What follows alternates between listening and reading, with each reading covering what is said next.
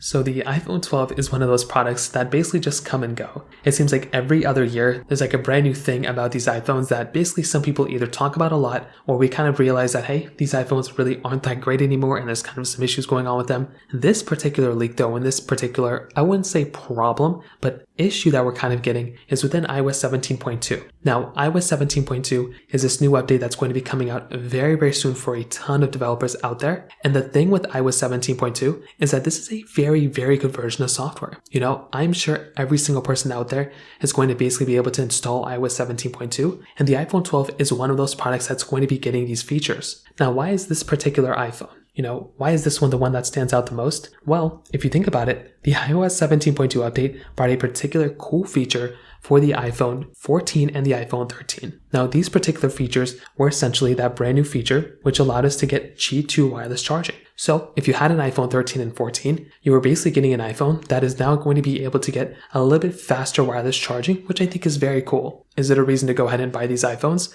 Absolutely not. I think you can get very, very far without having to buy any of these types of products. But it is very cool that we had this type of capability now. And I think that's a very cool thing that Apple kind of threw in here. However, this is a very, very big difference. Why did the iPhone 12 not get this particular change? Why did the iPhone 12 not get this particular update? That, in my opinion, is one of the weirder things that we've seen time and time again that Apple basically, they basically do. And then we just always, wonder why Apple didn't give us this type of capability in the future. So that is kind of the situation that we're in currently. Why did this particular iPhone not get these types of features? Now, I don't know 100% of the reason why this ended up happening. I think there are some maybe hardware reasons why this ended up being the case. But I think as a whole, this is a very, very strange feature that ended up coming out. I genuinely do feel like these particular iPhones could have easily supported this version of software. Now, what do I mean by this particular thing? Well, if we go and take a look at basically past Apple, things, if we even take a look at iOS 17, Apple has given so many features on iOS 17